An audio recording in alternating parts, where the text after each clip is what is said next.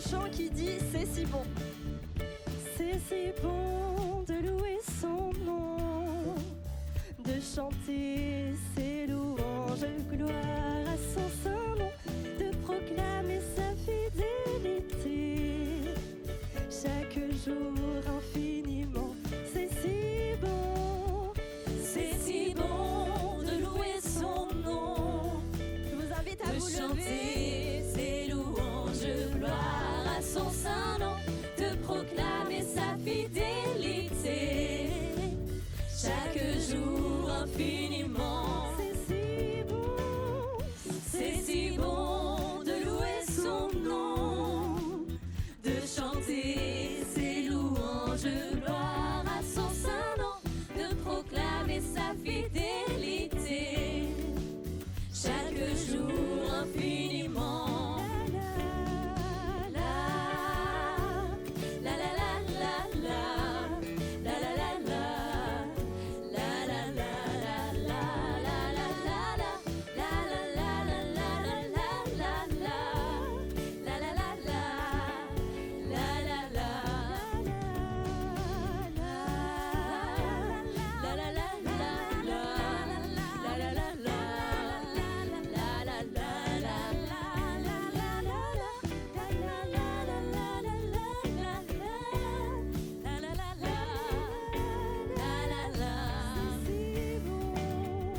C'est si bon de louer son nom, de chanter ses louanges, gloire à son saint nom, de proclamer sa fidélité chaque jour infiniment.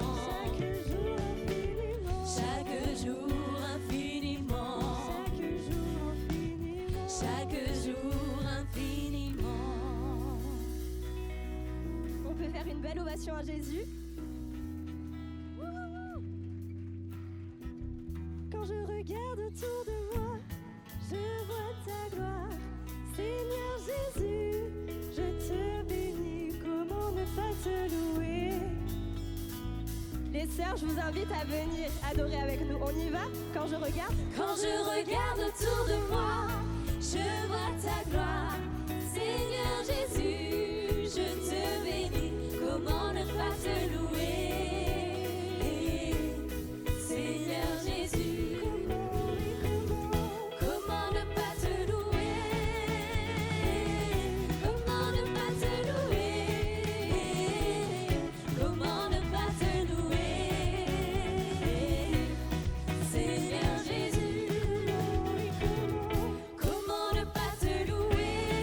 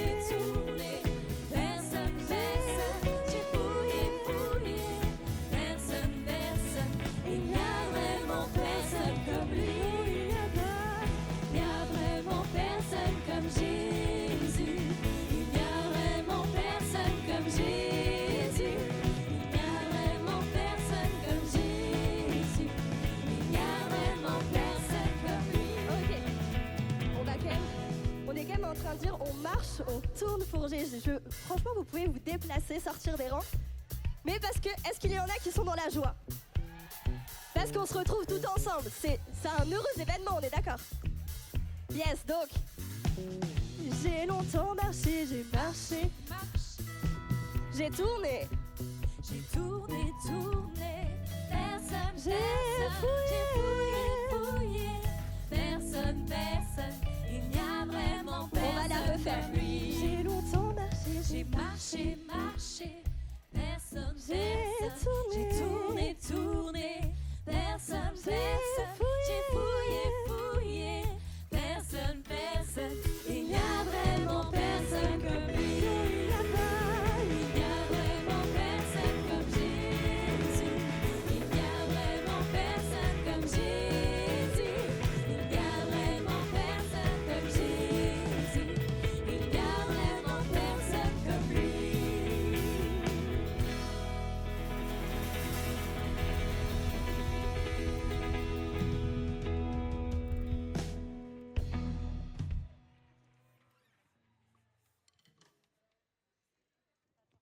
Est-ce qu'on peut remercier Juju? Parce que franchement, la pauvre, en fait, c'est la pire session quand vous êtes à la pause café. Le temps que vous reveniez, c'est juste horrible. Donc merci, ma Juju. Elle a été super, hein, on peut l'applaudir encore. Merci à toute l'équipe. Alors, vous avez vu, on vous a gratté quelques minutes de pause, il faut quand même le dire. On essaye de rattraper le temps. En tout cas, donc sans plus tarder, celles qui sont au fond, s'il vous plaît, est-ce que vous pouvez venir vous asseoir? On va continuer le programme avec la prochaine session et notre prochaine oratrice que vous connaissez peut-être déjà si vous avez suivi son témoignage sur On s'y retrouve ou par ailleurs. En tout cas, on est très heureuse de pouvoir accueillir Yannick Christine au milieu de nous. Je ne vais pas aller dans le détail de la présentation, elle va nous raconter son témoignage. Mais ce que je peux vous dire, c'est que vous avez envie de papoter encore, déjà. Donc si vous pouviez papoter à la pause repas. Voilà. Ce que je peux vous dire des quelques fois où j'ai pu croiser Yannick et échanger avec elle, c'est ce qui transpire d'elle, c'est son amour pour Dieu, son amour pour Jésus. Et je sais que le Seigneur va l'utiliser encore pour vous parler, pour vous communiquer son amour et pour que nous-mêmes, on ressorte de là, mais toujours plus bouillante pour lui. Yes, c'est notre désir. Alors, juste pour info, il y a 2 informations importantes. Cet après-midi, il y aura une session d'atelier à 14h et Yannick tiendra un atelier ici qui sera un atelier exclusivement de questions-réponses. Donc, celles qui, pendant le témoignage, ont envie d'en savoir un peu plus, on vous invite, si on peut mettre la slide avec le numéro de téléphone, on vous invite à peut-être déjà envoyer vos questions entre midi et 2 ou à noter vos questions en tout cas, et vous pouvez les envoyer à ce numéro. Comme ça, cet après-midi, on pourra prendre en compte les questions que vous vous posez et Yannick y répondra. Voilà. Et une autre info que je voulais vous partager avant, c'est que Yannick a écrit un livre qui est en vente. On a aussi normalement une petite slide pour ça, qui est en vente à la librairie Philadelphie. Voilà, dont le titre est « Je croyais être un homme ». Voilà. En tout cas, on bénit le Seigneur pour ta présence avec nous et surtout pour ce qu'il va faire et nous dire encore. Sois la bienvenue.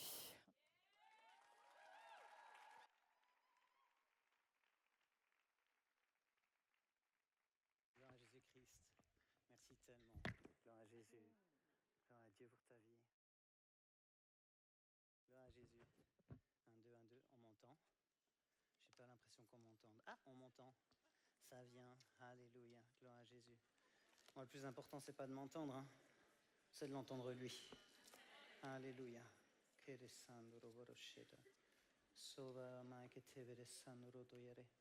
Saint-Esprit, on veut te bénir pour ta présence. On te bénit parce que tu es là.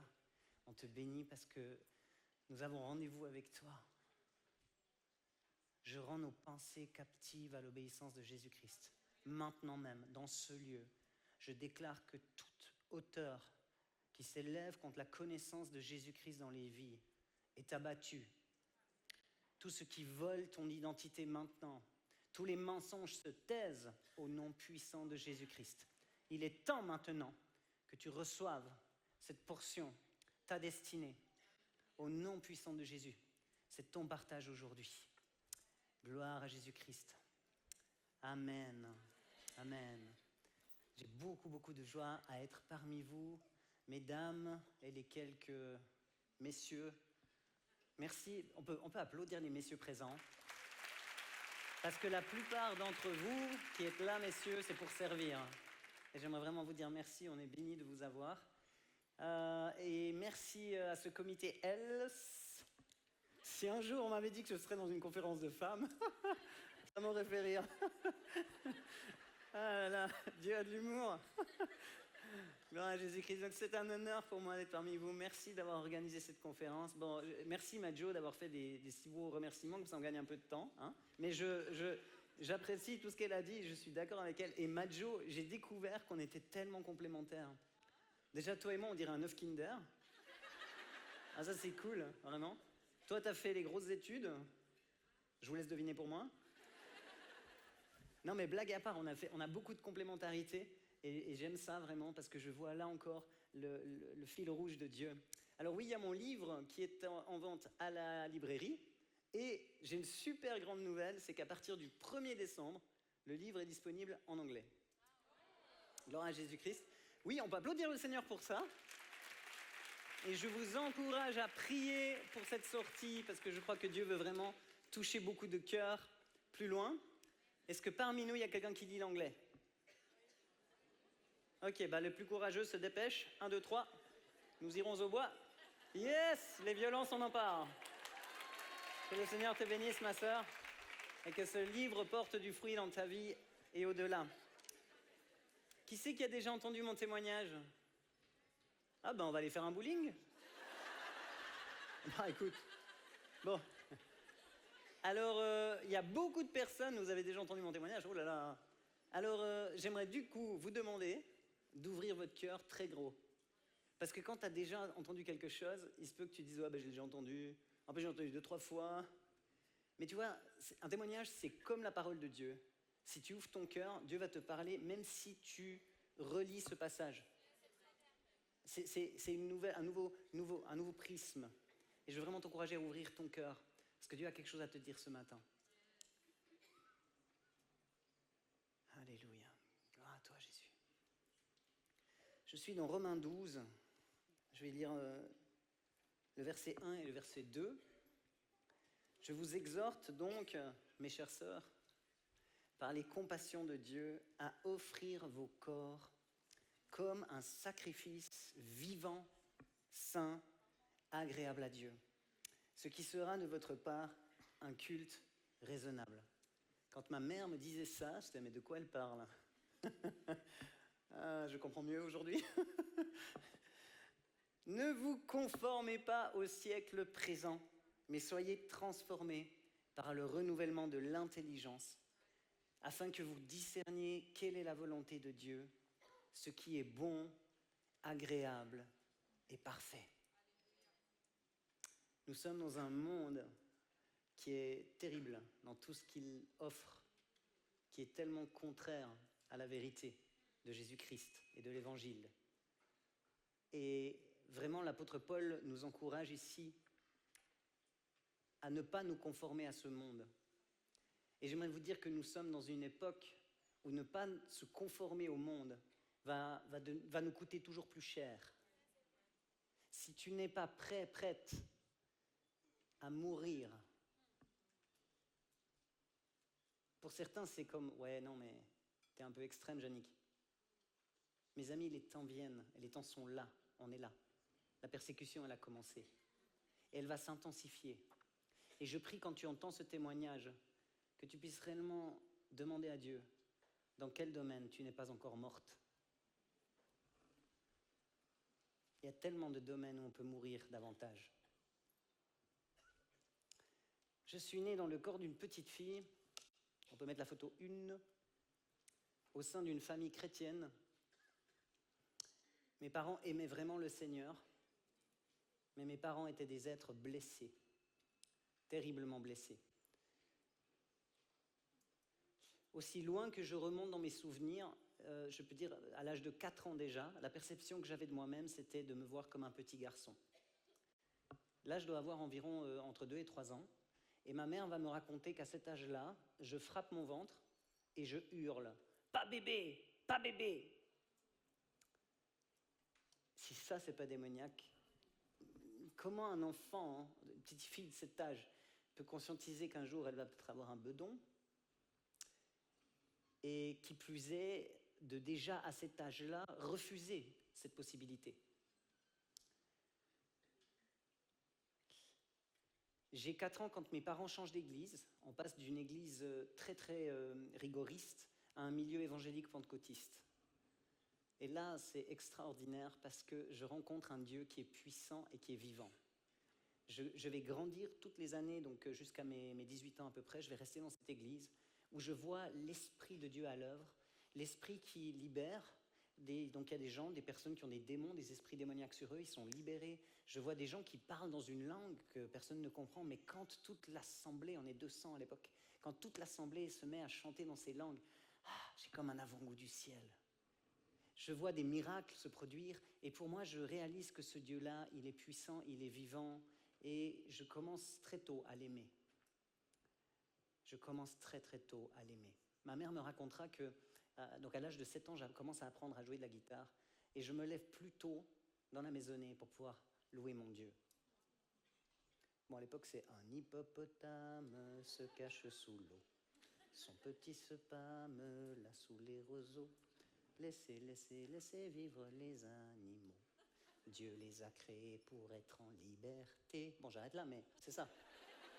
C'est le premier chant que j'ai appris à la guitare, je m'en souviens, t'imagines? Mais j'aime bien les hippopotames. À une époque, j'étais obèse, mais c'est une autre histoire.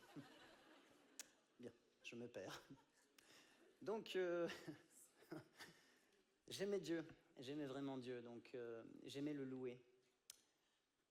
Et j'ai ce mal-être à l'intérieur de me sentir garçon, mais j'en ai pas conscience.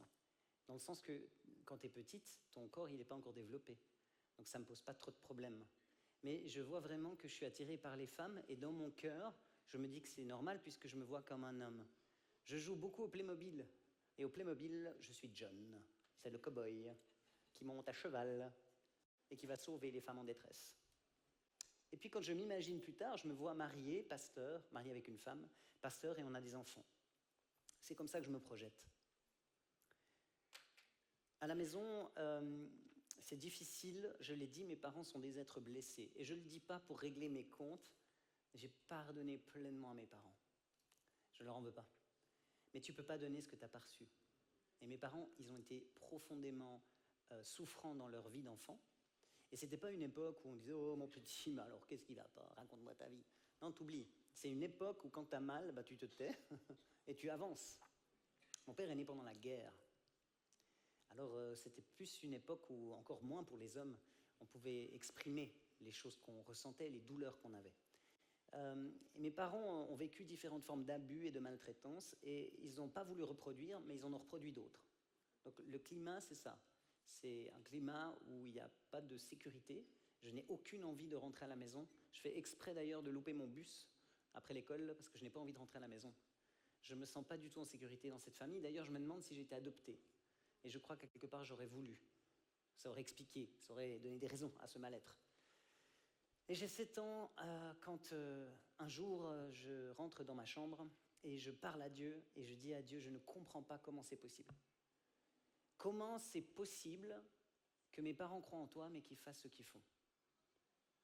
Si tu crois que ton gamin n'est pas conscient des dichotomies qu'il y a dans ta vie, entre ce que tu montres de tout joli et lisse, et ce que tu vis à la maison avec lui, qui est tout rugueux et qui fait saigner, eh ben tu te trompes. On peut tromper les autres, mais on ne trompe pas Dieu, et on ne trompe pas les gens avec qui on vit. Et moi, ça va mettre en moi de la colère, et très très vite de la haine vis-à-vis de mes parents. Et je vais me tourner vers Dieu et je vais faire cette prière de tout mon cœur. Je vais dire à Dieu, mais révèle-toi à moi. Tu sais que Dieu, il entend la prière d'un enfant. Il entend la prière que tu fais, quel que soit ton âge, quand tu pries avec un cœur sincère. Et je vais faire cette prière, et à l'instant où je fais cette prière, l'atmosphère de la pièce va changer. Je sais que Dieu est là. Et il manifeste sa présence d'une manière extraordinaire. J'ai 7 ans, je suis seul avec lui, et tac, je me mets à parler en langue. Et ça met quelque chose en moi. Il est mon Dieu maintenant. Je suis à lui, je lui appartiens. Et il va devenir celui avec qui je vais tout le temps parler.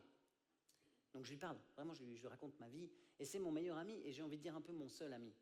Parce que moi, je l'ai dit, je me sens garçon. Donc je me comporte comme tel. Alors les petites copines à l'école, elles n'ont pas trop envie d'être copines avec moi. Je mets des points sur le nez de tout le monde.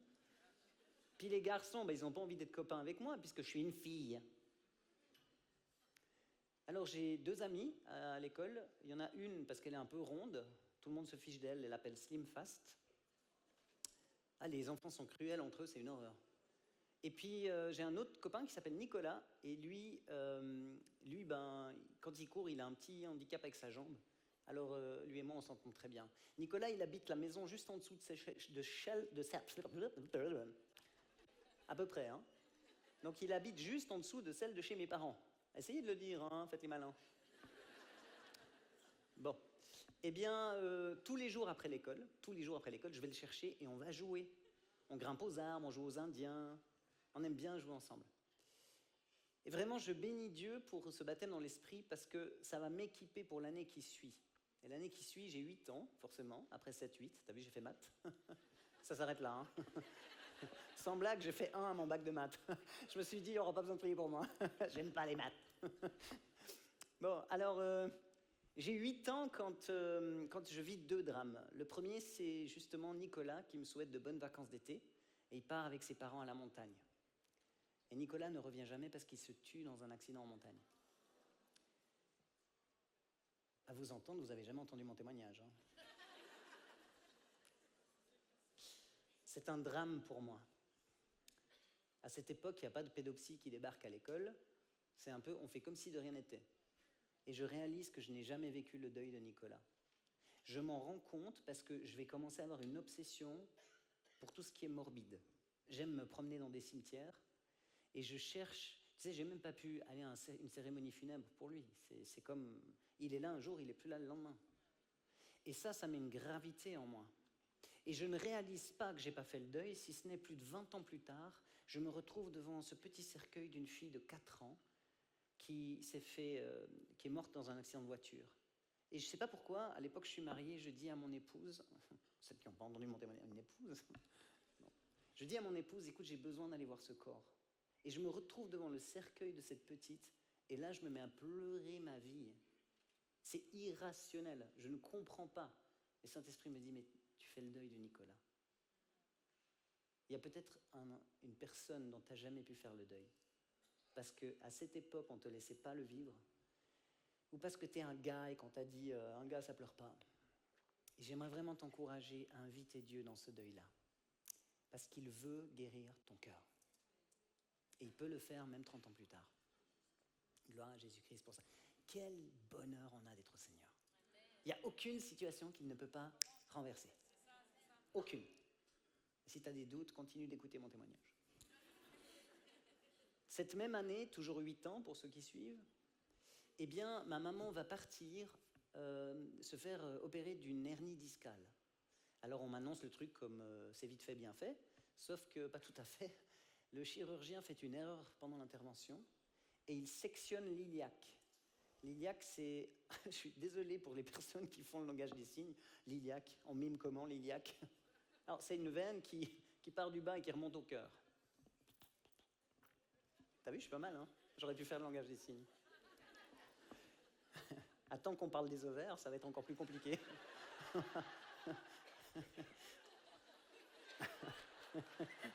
Ah, il y a les gens qui rient après coup. Merci pour votre travail, mesdames. Vous êtes bénis. Il sectionne l'iliaque et ma mère se retrouve 3 jours entre la vie et la mort. Et pendant 3 jours, on ne sait pas si elle va s'en sortir. Alors moi, il y a un côté, je me dis, ce serait moche quand même. Puis il y a quand même un autre côté, je me dis, ce serait cool. C'est horrible qu'à 8 ans, tu puisses dire ça. Mais c'est ce que je pense. C'est ce que je pense parce que la haine est tellement déjà là, en fait. Ma mère va passer finalement des semaines et des mois loin de la maison. Donc du jour au lendemain, je deviens la femme de la maison. Je dois m'occuper des lessives, je dois m'occuper du ménage, de la cuisine, du repassage. En s'entend, il n'y a rien de mal à ça. C'est très bon d'apprendre ces choses très tôt. Mais là, ce n'est pas comme quelque chose que j'ai envie de faire, tu n'as pas le choix. Donc je deviens parentalisée. Et si mes parents étaient défaillants en qualité de parents, laissez-moi vous dire qu'en qualité de couple, ils étaient magnifiques. Ils s'aimaient tendrement. J'ai eu l'exemple, et je bénis Dieu pour ça, d'un couple qui s'est profondément aimé. Profondément. Mon père était un vrai gentleman avec ma maman. Il était drôle, il la charriait tout le temps, il se taquinait, mais gentiment, vraiment. Et mon père prenait soin d'elle. Des fois, elle allait se coucher après lui, il y avait déjà la pâte à dentifrice sur la brosse à dents. Il lui ouvrait la porte partout. C'était vraiment son chevalier servant. Il avait compris cette parole qui dit que l'homme doit aimer la femme comme Christ a aimé l'Église et s'est donné pour elle. Mon père était un homme qui s'oubliait constamment pour honorer ma maman. Au point que quand il rejoindra le Seigneur, elle se sentira tellement démunie. Je ne le dis pas pour me moquer d'elle, mais elle ne sait pas faire partir le lave-vaisselle. Tellement il faisait tout. Il était vraiment là pour l'aimer, pour la servir. Et moi, au lieu de voir ça comme « Waouh, un jour j'aurai un mari qui prendra soin de moi comme ça », dans ma tête, vu que je me vois en gars, je me dis « Ça, c'est le minimum que je veux atteindre ». Et je me mets comme un standard que je veux au moins atteindre ça, voire le dépasser. Donc à 8 ans, je suis déjà en dépression. Je le sais grâce à ma Bible. J'ai reçu l'année d'avant ma première Bible de mes parents. Et moi, alors tu sais, ma Bible, c'est plein de couleurs et c'est surtout plein de trucs que j'écris avec des dates. Quand Dieu me parle, je mets un mot-clé. Je vois que Majo fait pareil. Et d'ailleurs, on dit Majo, hein. Moi, c'est pas Janine, si jamais. C'est Jannick. Voilà, qu'on se le dise. Et je retrouve cette Bible de petite fille, et dans cette Bible de petite fille, j'ai surligné des versets. Par exemple, quand Job dit, mais qu'il maudit le jour de sa naissance, ben moi, à 8 ans, je souligne. Allô? T'imagines? Et c'est là que mes parents m'envoient chez ma première thérapeute en relation d'aide. Je suis incapable d'exprimer ce que j'ai, ce que je ressens. Mais je ne suis pas bien. J'ai envie de mourir. Dans le village où je vis, beaucoup d'enfants meurent. Beaucoup d'enfants meurent. C'est anormal. Jusqu'à ce que mes parents fassent venir un pasteur et ça va s'arrêter. Mais je suis confronté à la mort et des morts brutales constamment. Donc je n'arrive pas à développer la capacité de l'attachement. J'arrive pas à m'attacher à ma mère. Elle me fait peur. Sa féminité ne me fait pas envie. Je n'arrive pas à m'attacher aux gens autour de moi. Et je commence à développer un style très garçon manqué. Et ça fait peur à mes parents, et surtout à ma mère, qui va mettre un terme à toutes les amitiés que j'essaye de construire avec des femmes. Parce qu'elle a peur. Donc je ne sais pas m'attacher. Donc je deviens dépendante affective. Ça, c'est l'horreur. Tu ne sais pas t'attacher correctement, donc tu sautes sur les gens comme des sangsues. Et tu les lâches pas et tu les étouffes. C'est une horreur. C'est pas comme ça que Jésus nous aime. J'ai 11 ans quand j'ai mes règles. C'est un cataclysme pour moi parce que c'est comme si mon corps, même mon corps me lâche. Traître. Il dit tout haut ce que tout le monde voit mais que je refuse de voir. Tu es une femme. Et je vais vivre mes règles d'une manière atroce. J'ai des douleurs qui sont terribles à chaque fois. Peut-être parce que je les rejette, justement, je ne sais pas. Mais pour moi, c'est l'horreur. À 15 ans, c'est le désir que j'ai de passer par les eaux du baptême. Je l'avais demandé à 14, on m'avait refusé, on m'avait dit « t'es trop jeune, il faut attendre encore un an ». Donc j'ai attendu un an, parce que finalement, ce Dieu que j'aime, c'est le seul avec qui j'ai envie d'être, c'est le seul qui reste, c'est le seul qui ne me laisse pas, c'est le seul qui... Ben oui, il a donné sa vie pour moi, mais en fait, il est toujours là.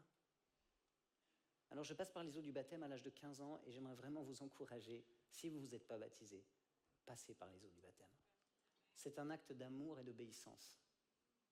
Et il n'y a pas de plus haute forme d'amour et d'adoration que l'obéissance. Et Jésus a dit que quand tu crois, tu es baptisé. Et tu seras sauvé. Et je crois que c'est important de vous faire baptiser si vous ne l'êtes pas. Et pour toutes celles et ceux qui le sont, quand vous voyez autour de des gens qui passent par les eaux du baptême, priez pour eux aussi. Et tout spécialement l'année qui suit. J'ai observé nombre de fois que dans l'année qui suit le baptême, les gens, ils en prennent plein le museau. Il faut que tu sois là pour soutenir ton frère et ta sœur qui passent par les eaux du baptême. Et moi, je passe par les eaux du baptême, mais l'année qui suit, oh ma meilleure amie, qui est un peu dépressive sur les bords, me souhaite de bonnes vacances. Bah, décidément, les vacances. Elle choisit de se suicider. Et ma meilleure amie, la plus proche, celle qui est vraiment le plus proche de mon cœur, qui est comme une sœur pour moi, notre relation va être brisée net à cause d'accusations dans l'Église sur la qualité et le type de relation que nous avons. Je vais être franche avec vous, à ce moment-là, il n'y avait rien dans mon cœur vis-à-vis d'elle, sexuellement. Aucun désir. Je la voyais juste comme une grande sœur. Mais elle me sauvait de mon quotidien en venant me chercher et me prenant chez ses parents. Et du coup, je m'agrippais à elle. Et j'avais un tel déficit de tendresse qu'on se touchait tout le temps. Alors les gens, forcément, ils ont pensé qu'on était en couple. Il n'y avait rien à cette époque-là, mais ça m'a détruite. Du jour au lendemain, elle est partie à l'autre bout du monde. Et moi, j'étais seul dans cette église avec tous les gens qui me regardaient avec des regards jugeants. Il ne s'était rien passé. Mais j'étais accusé. Et c'est normal, à quelque part. Je ne peux pas leur en vouloir, je ne leur en veux pas. Ils ont jugé après ce qu'ils ont vu. Mais ils n'ont pas vu tout le mal-être de mon cœur. Ça va m'amener au bout de moi. Tellement au bout de moi que la seule envie que j'ai, le seul désir que j'ai, c'est de rejoindre mon Seigneur. Et c'est à l'âge de 16 ans que je fais en sorte de m'ôter la vie. Alors, comme vous pouvez le voir, je n'ai pas été doué. Mais j'ai envie de dire plutôt, non, j'ai été doué, mais le Seigneur a été plus doué que moi. Pourquoi ? Parce qu'on va me retrouver le lendemain. Moi, je n'ai pas fait les choses à moitié. On va me retrouver le lendemain et je suis dans le coma. Et quand j'arrive enfin dans un hôpital, les médecins diront à mes parents que je ne vais pas m'en sortir. Et finalement, je reviens à moi, donc ils vont dire, oui, bon, bah alors elle va s'en sortir. Facile. Par contre, il y aura des grandes séquelles. Il y aura des séquelles. Alors, en termes de séquelles, je pense qu'il y a un peu le sens de l'humour. Mais gloire à Dieu. Bon, j'ai eu des défis avec la mémoire, un petit peu, j'avoue. Mais je bénis ma mémoire. Ne m'en veuillez pas si vous arrivez en face de moi et que j'arrive pas à vous remettre. Dites-moi simplement, coucou, c'est Corinne, on s'est vu là. Ah, parfait, bonjour Corinne. Il n'y a rien de pire que les gens qui te disent, puis toi t'es là.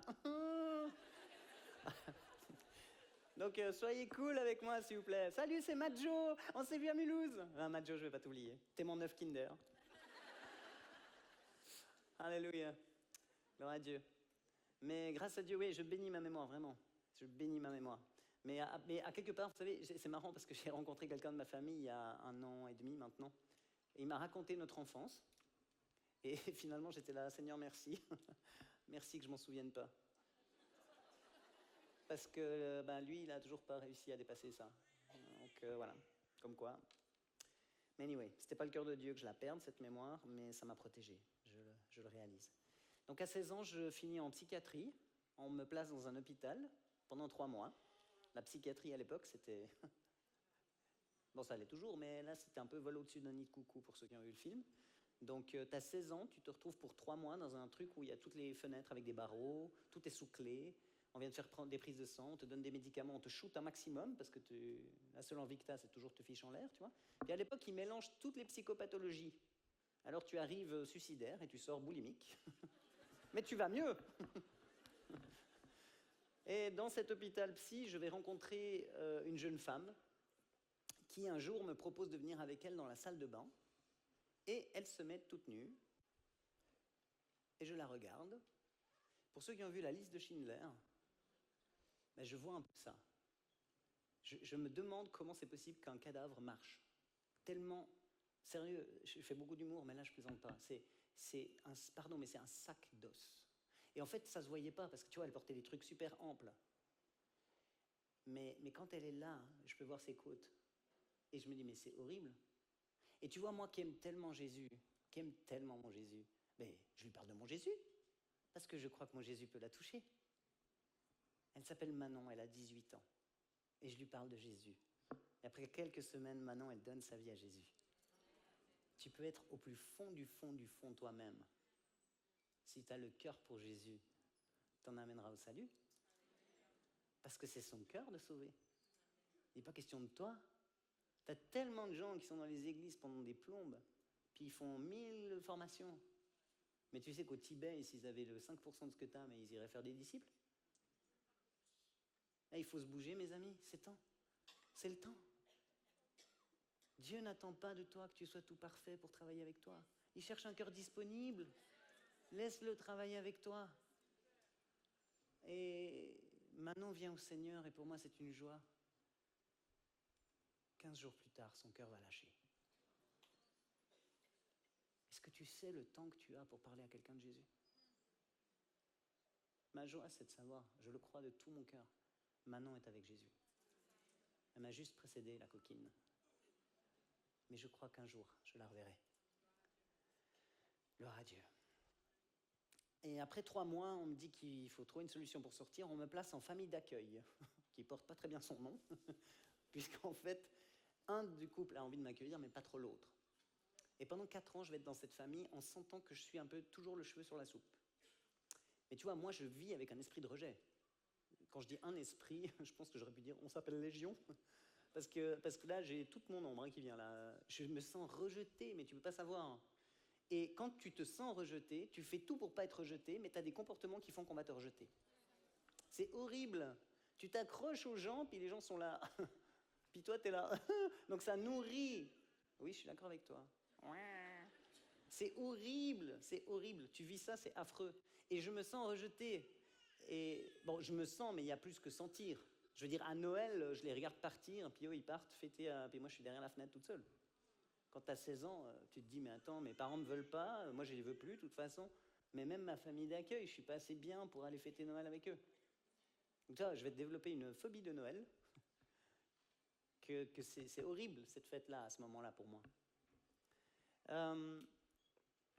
Et je suis toujours mal dans ma peau. Tu peux mettre la photo de 2. Là, sur la photo, j'ai 14 ou 15 ans. Je m'habille toujours très ample. Je n'ai pas une bosse dans le dos, hein, c'est un sac à dos. Oui, en Suisse, nous avons des montagnes. Bon, alors là, je suis à la montagne et j'ai pu couper mes cheveux sur un malentendu qui n'était pas un malentendu pour moi. Ma mère on était dans un centre commercial en France. Et tu sais, en France, vous avez des centres commerciaux avec plein de trucs, hein, le cordonnier, le coiffeur. Et ma mère me dit, bon, je vais faire les courses.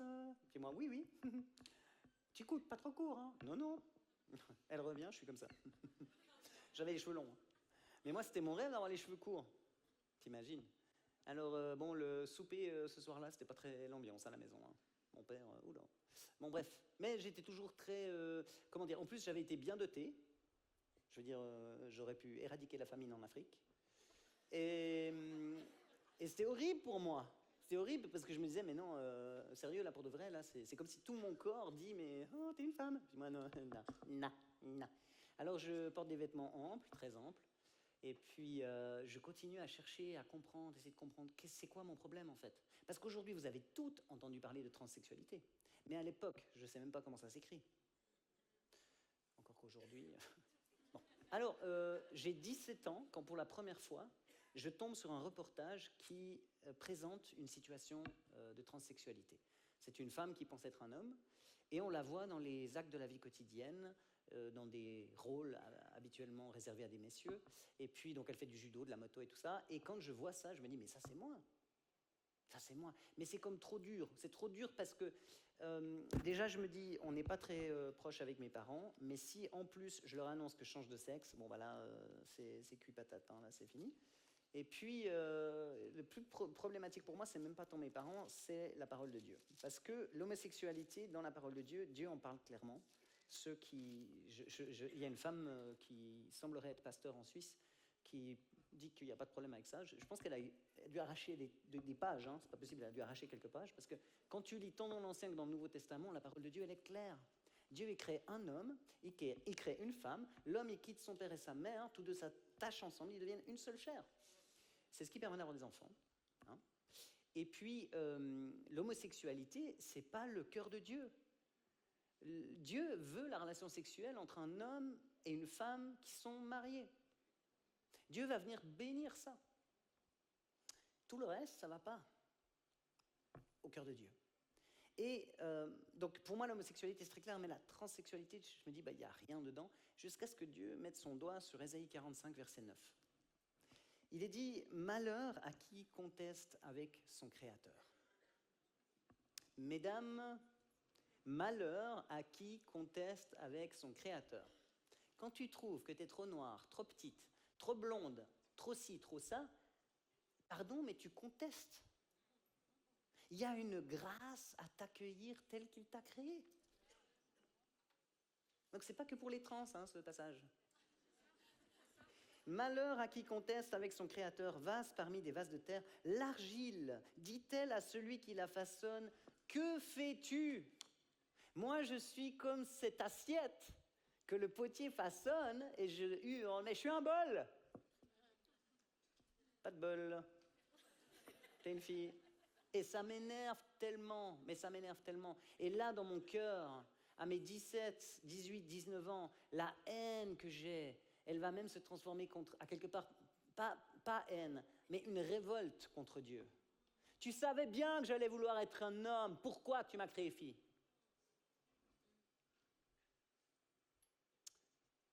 Et je vais, face à ce côté insupportable, j'avais enregistré la cassette vidéo, je la laisse de côté pendant plusieurs années. À 18 ans, je me mets en couple pour la première fois avec une compagne que j'ai rencontrée dans le cadre de mes études. On va rester ensemble pendant 2 ans, et dans le secret de notre relation, je lui demande de me parler au masculin. Et ça conforte la pensée que je suis un homme. Elle me parle au masculin, j'aime ça. Après 2 ans, notre relation brise, et là je me dis, non mais ce serait quand même plus simple que tu acceptes ta féminité. La parole de Dieu est claire. Essaye d'accepter ta féminité. Alors je vais voir 2 thérapeutes en relation d'aide, 2 dames d'un certain âge. Oh les pauvres. J'arrive et je leur dis, bon, en fait, je me sens garçon prisonnier d'un corps de femme. Et ah là là, comment on fait ça ? Et elles vont vraiment m'aider. De tout leur cœur, sincèrement, elles vont essayer de m'aider. Elles vont essayer de comprendre pourquoi, qu'est-ce qui fait que je refuse ma féminité, quelles sont les représentations que j'ai, quels sont les modèles que j'ai eus en tant que père, mère, etc. Et puis je vais vraiment suivre leurs conseils, essayer de faire mon maximum pour pouvoir accueillir cette féminité que je déteste. Et c'est dans ce cadre que je vais même essayer de me mettre en couple avec un homme. Dans le cadre de mon travail, je rencontre un gaillard, on se rapproche, et au moment où la relation pourrait devenir plus intime, et là, moi, j'ai l'impression d'être homosexuel. Je suis tellement construit dans ma tête à « je suis un mec » que là, au moment où l'intimité pourrait venir, j'ai l'impression d'être homosexuel. Je ne sais pas si vous réalisez à quel point c'est tortueux, c'est tordu. Et là, je prends mes clics, mes claques, je fiche le camp, et je me dis, non, en fait, je suis vraiment trans. Donc je vais à ce moment-là rencontrer une autre femme avec qui je vais me mettre en couple. Je lui montre la vidéo que j'avais vue il y a quelques années plus tôt. Et elle me dit, mais c'est toi ? Et là, elle va m'accompagner dans le process, d'abord chez son médecin généraliste, ensuite chez un endocrinologue. Endocrinologue.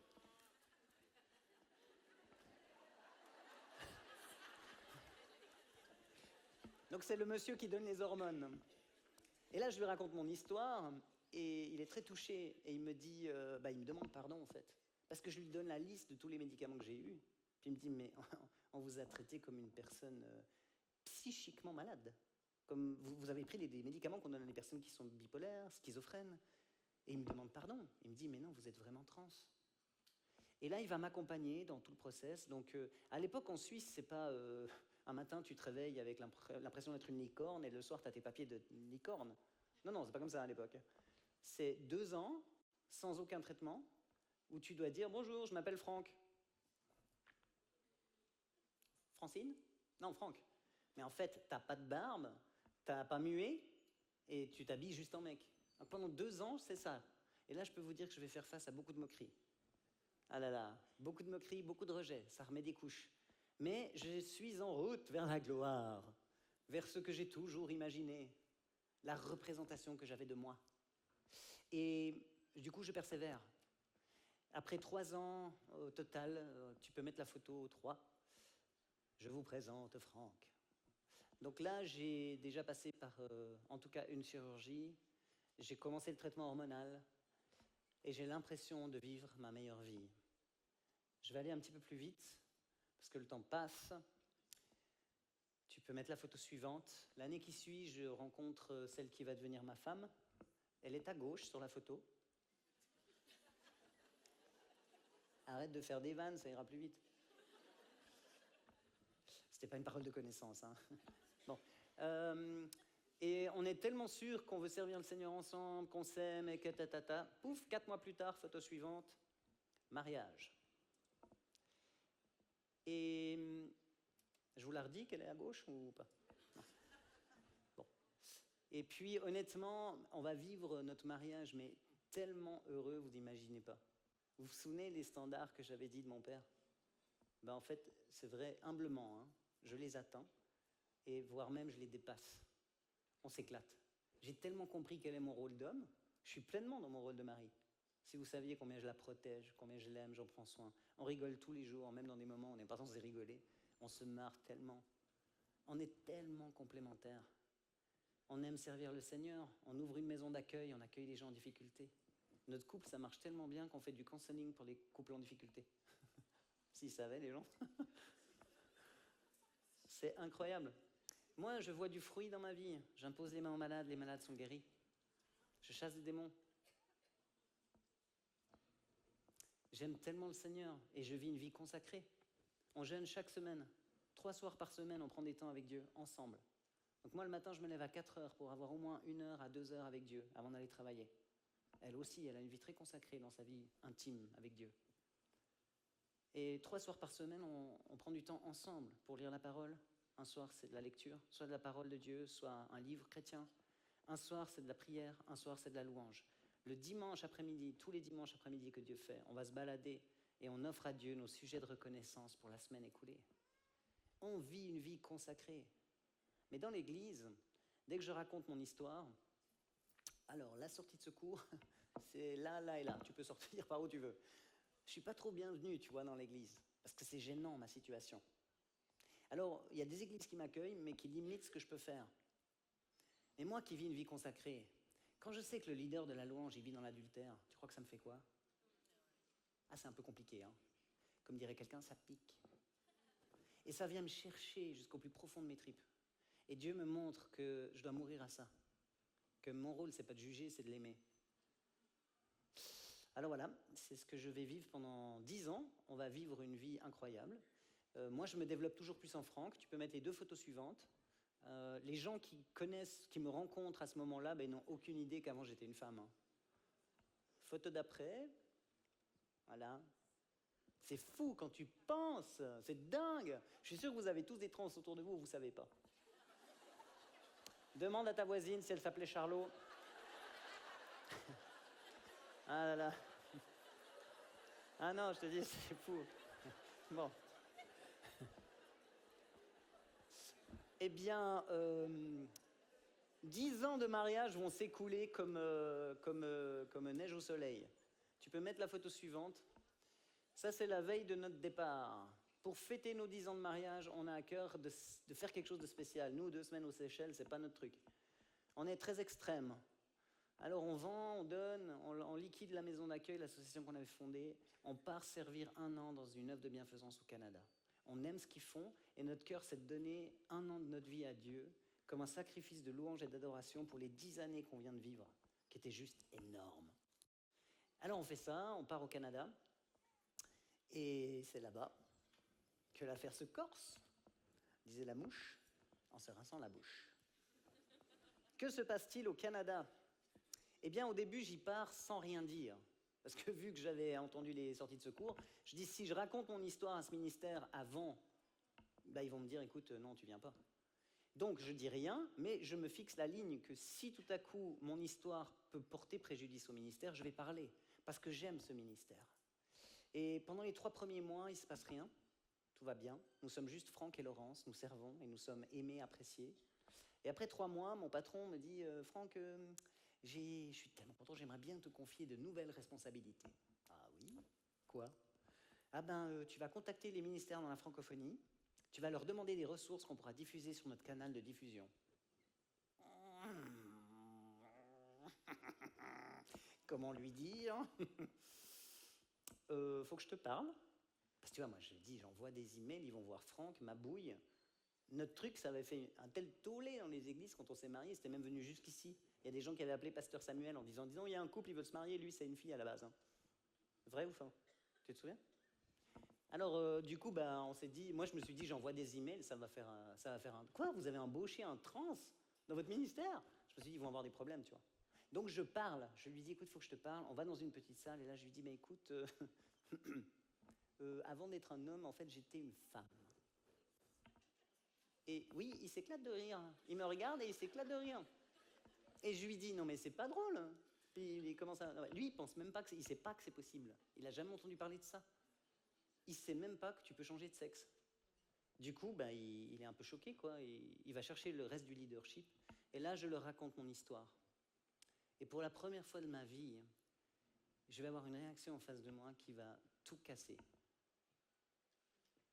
Un des leaders va se lever, il me regarde dans les yeux, et dans ses yeux, je vois Jésus. Je vois son amour, je vois sa compassion.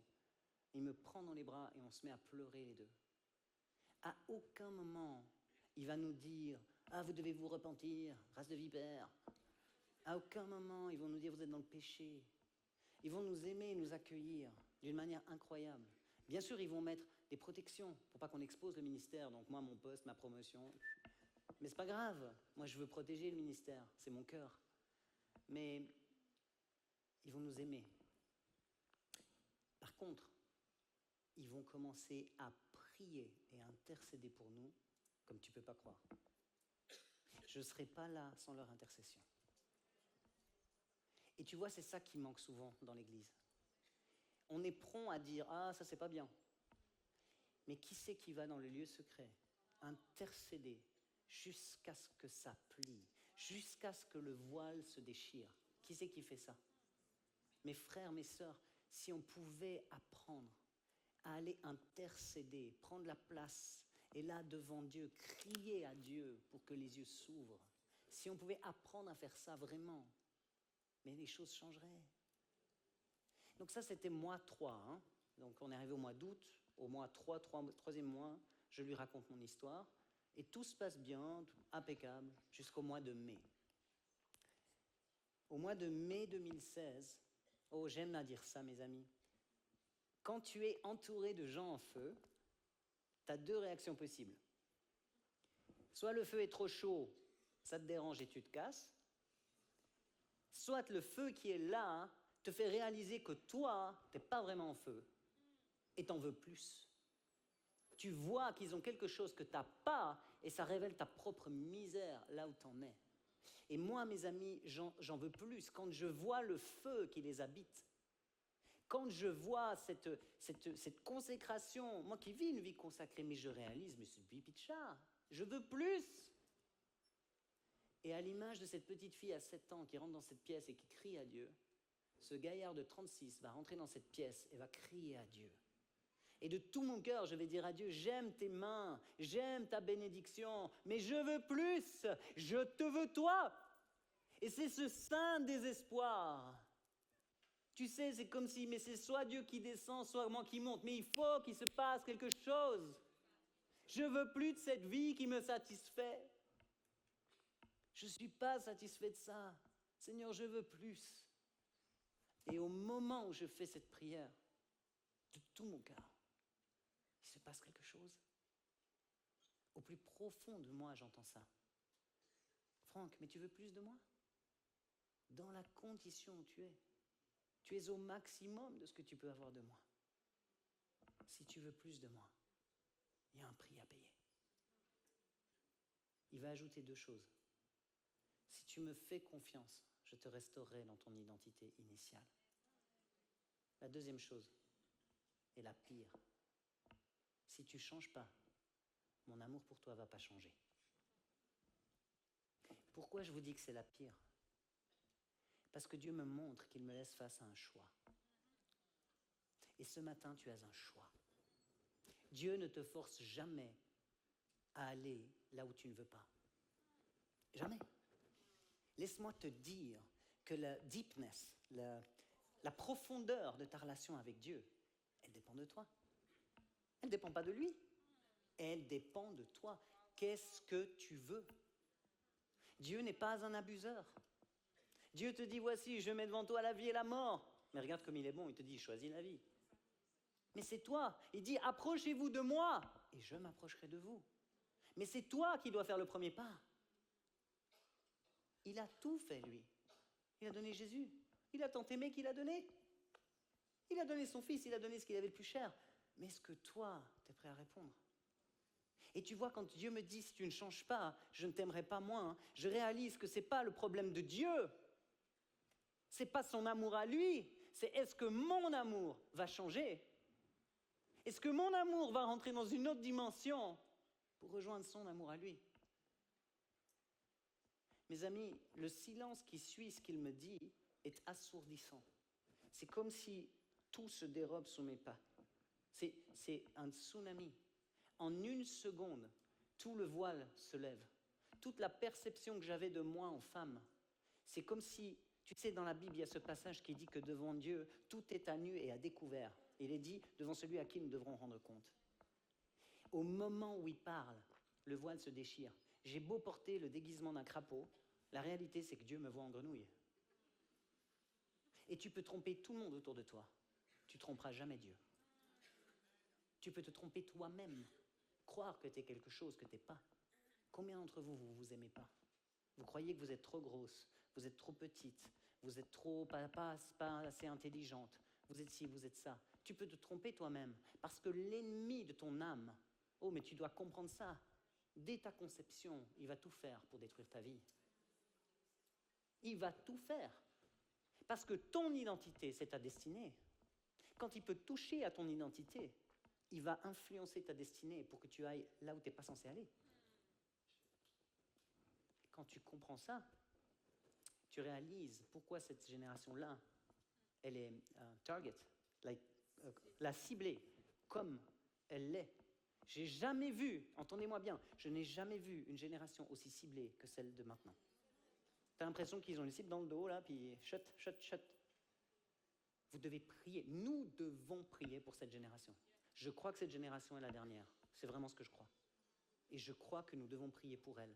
Parce que l'ennemi fait tout pour détruire leur destinée. Et il s'attaque à leur identité pour ça. Comme jamais auparavant. Oh my Lord. Le temps est tellement court. J'ai 4 minutes pour terminer. Bon, en gros, vous avez devant vous la raison du choix que j'ai fait. Prends le temps, alléluia. Que vos estomacs gargouillent, chers amis. Vous savez, j'ai conscience de ce choix, mais en même temps, je ne sais pas comment expliquer. Je réalise que je ne peux plus me mentir quand le voile se lève. J'aimerais tellement que tu aies le désir que le voile se lève dans ta vie. Parce que quand le voile se lève, tu peux dire, j'avais entendu parler de toi, mais maintenant mon œil te voit. Et on va rentrer avec mon ex-épouse dans la semaine la plus difficile de notre vie. Mais je peux vous dire une chose, c'est que parce qu'on a décidé d'ouvrir notre cœur à ce que Dieu veut dire, tout ce qu'on lit, mais tout nous parle. Et Dieu ne dit plus qu'une seule chose, meurs.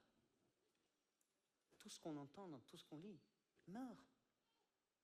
Meurs à Franck, meurs à tes perspectives, meurs à tes désirs, meurs à ce que tu as voulu, toujours voulu. Meurs à tes idées de vieillir ensemble. Meurs à tes rêves. Meurs à toi. Et mon épouse qui au début me disait, mais chérie, toutes les promesses qu'on a reçues pour notre mariage, je dis, oui, mais je t'en supplie, n'endurcissons pas nos cœurs. S'il nous parle, tu sais, j'ai conscience que c'est la dernière fois que Dieu me parle à ce sujet. Et ça, c'est pour quelqu'un. Ça fait un moment que Dieu te parle au sujet de quelque chose. Et tu résistes. Laisse-moi te dire une chose. C'est la dernière fois que Dieu te parle à ce sujet.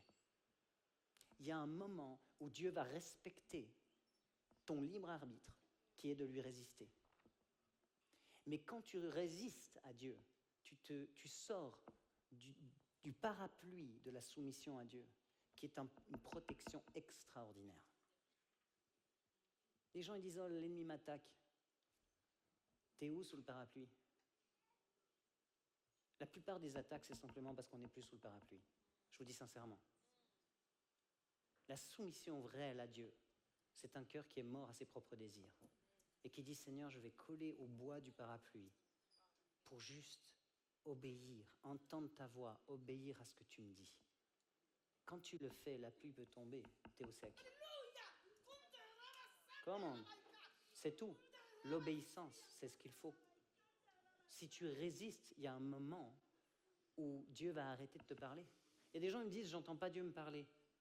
Laisse-moi te poser la question, c'est quand la dernière fois qu'il t'a parlé? Qu'est-ce qu'il t'a demandé que tu n'as pas fait? Reviens là, fais ce qu'il t'a dit et tu verras, Dieu va te parler. Mais Dieu, il te respecte. Bref, longue histoire courte, on va choisir de divorcer. On va rentrer en Suisse, on va retourner à notre garde-meuble, on avait gardé quelques trucs. En gros, tu sais, en général, quand tu divorces d'une personne, c'est qu'il y a des problèmes, tu vois. Nous, pas vraiment. On s'est mariés par amour et on va divorcer par amour. Mais ce moment du garde-meuble, c'est particulier. Hein. On avait même acheté les vêtements pour nos futurs enfants. On croyait que Dieu allait me donner du sperme et que je pourrais être un père. Il y a tout qui tombe. Moi, j'ai plus rien à me mettre, tous mes costumes, poubelle. Et puis, je suis censée devenir une femme, mais je ne sais pas comment je vais faire. Je vais passer par un processus de mort réel. Je suis à 2 doigts d'ailleurs de m'enlever la vie. Parce qu'à partir du moment où je choisis d'obéir, l'ennemi ne veut pas me lâcher. Aujourd'hui, face à vous, je comprends pourquoi. Il savait ce que ça pouvait donner. Satan, il sait ce qu'une vie d'obéissance engendre. C'est pourquoi tu as un combat. Tu dois oser voir ce que Dieu veut faire à travers ta vie.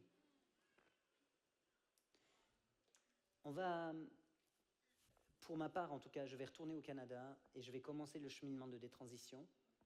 Ça va être un cheminement long. Je vais vous dire une chose, l'idée d'être une femme était d'une angoisse terrible pour moi. J'avais tellement de représentations, j'avais pas d'exemple en face de moi, c'était compliqué. Mais Dieu va me porter. Au début, j'ai pensé que jeûner 3 semaines, c'est bon, ça allait être réglé. Tu sais que j'étais plus capable de jeûner. Je me suis dit, bon, je vais prier. J'étais plus capable de prier. Je suis tombé dans la phase la plus dark qui soit de ma vie, où je me retrouve que je n'ai plus faim. Je mange l'équivalent d'un poivron par jour. Tout le reste, je bois de l'alcool. Parce que l'alcool calme les angoisses que je ressens. Je prends la voiture en ayant bu des quantités d'alcool de fou, et tout ce que j'espère, c'est que la voiture va frapper un rocher. Je descends à 57 kilos. Cette fois, c'est mes côtes qu'on peut voir. Je recommence à me mutiler. Quand le sang coule, ça me calme. Je vais être l'ombre de moi-même pendant des mois. Tu peux mettre la photo suivante. J'ai la colère qui est là et je vis avec ce chapeau sur la tête, ces lunettes. Pendant des mois, je commence à être fâché contre Dieu. Je lui dis, mais t'as foutu en l'air ma vie en fait. Je suis tellement fâché contre Dieu. Et j'arrive au bout de moi-même. Quand je réalise que je ne suis pas capable de me transformer. Tout ce que j'arrive à faire, c'est me bercer sur un canapé. Je prie en langue et je lui dis je t'aime. C'est tout ce que je peux faire. Et ça va durer des semaines, des mois. Des mois, littéralement. Photo suivante, jusqu'à ce qu'un jour, je ne sais pas si tu vois la différence, mais là, je commence à avoir de la paix. Dieu me montre pourquoi. Quel a été le cheminement qui m'a amené à la transition? Il me dit que c'est la rébellion. La rébellion. Ça a été la racine de mon changement. Je suis mon propre Dieu. Je sais mieux que toi ce qui est bon pour moi. N'allez pas croire que c'est juste pour les trans. Il y a tellement de choses dans ta vie que tu retiens.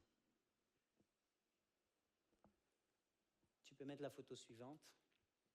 Je vais cheminer sur ce cheminement de mort à moi et commencer à voir Yannick arriver. Jusqu'à photo suivante, janvier 2025, où je suis dans cette église et qu'on fait un shot photo avec une précieuse Julie, que j'espère rencontrer d'ailleurs. Seigneur m'a dit, si tu me fais confiance, je te restaurerai dans ton identité initiale. Je veux pas trop dépasser, j'ai déjà dépassé, je veux vraiment respecter le temps qui m'est donné. Mais j'aimerais vous dire une chose.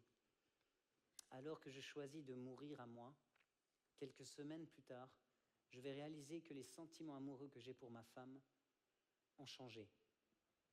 Ceux qui nous ont connus en couple peuvent imaginer le miracle que ça représente. On n'était jamais l'un sans l'autre. Tu cherchais Franck, tu trouvais Laurence. Certains me diront, quand vous étiez dans une salle, tu étais à un coin, elle à l'autre. Quand vous vous regardiez, il y avait comme un fil. On sentait que vous vous dévoriez du regard. Si tu savais combien on s'aimait. Mais Dieu va ôter ces sentiments amoureux. Quelques mois plus tard, alors que je crie à lui pour l'aimer davantage, tu sais, je lui disais je t'aime, je t'aime, je t'aime, ce que je vous ai raconté. Mais la foi vient de ce qu'on entend. Et alors que je disais à Dieu je t'aime, je vais voir mon amour pour lui exploser. Au point que quand il me dit Yannick, ça me ferait plaisir que tu épiles tes jambes.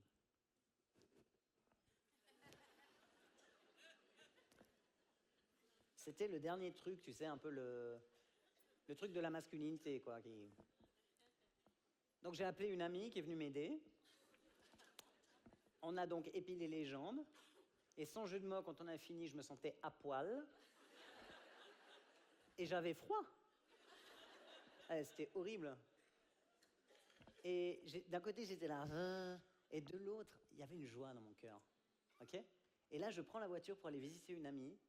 Et je me souviens exactement dans quel village je suis, sur le dos d'âne, quand tout à coup, la gloire de Dieu, elle frappe la voiture. Qu'est-ce que c'est la gloire de Dieu ? C'est sa présence tangible. Là, j'ai l'impression qu'il y a tous les anges qui ont mis chauffage à fond en une seconde. Il y a une chaleur dans cette voiture. Et je dis à Saint-Esprit, mais tu joues à quoi ? Et il me dit instantanément, je te permets de ressentir une petite partie de la joie que tu as créée au cœur du Père. Et pour la première fois de ma vie, yes, gloire à Dieu.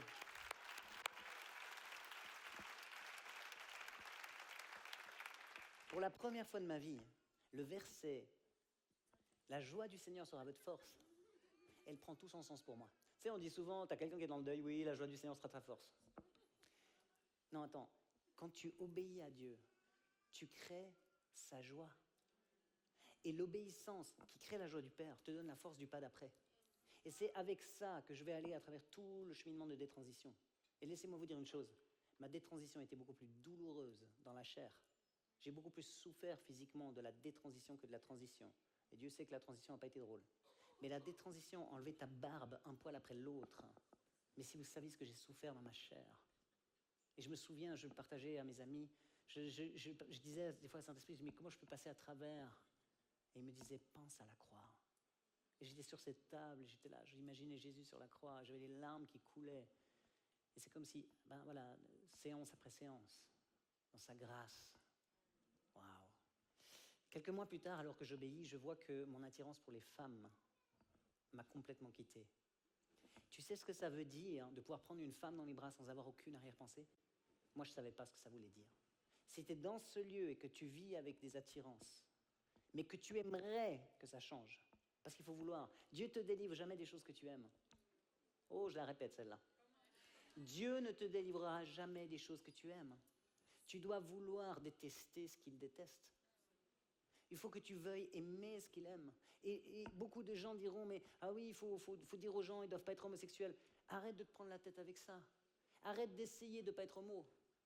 Apprends à aimer Jésus. Tout est là. Parce que plus tu apprends à aimer Jésus, plus tu vas aimer ce qu'il aime. Et il va commencer. Soyez transformés par le renouvellement. C'est pas transforme-toi toi-même. C'est l'œuvre qu'il va faire alors que tu t'approches de lui. Il commence à te faire penser comme tu penses. Moi, je vois que les attirances pour les femmes me quittent. Et ça c'est extraordinaire. Moi, à 5 ans, j'aimais les filles. Mais il va mettre la cerise sur le gâteau. Un jour, je suis dans une église. Un jeune pasteur monte sur le stage et commence à prêcher. Et là...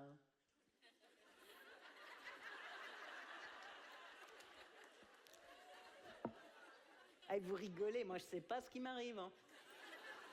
D'accord ? J'ai l'impression d'avoir 14 ans. Sauf que j'en ai presque 40.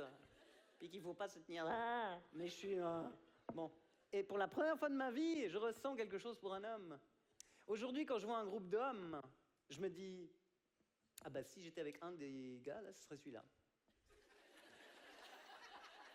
À l'époque, c'était si j'étais un de ces gars, je serais celui-là.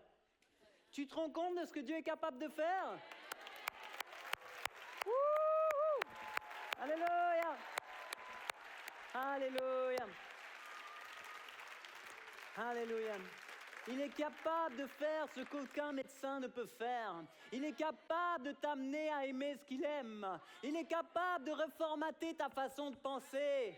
Il l'a fait pour moi. Si tu savais combien j'aurais jamais imaginé être à une conférence de femmes, j'aurais jamais pensé pouvoir aimer des choses à petits... Jamais j'aurais pensé. J'ai dû apprendre, si tu savais.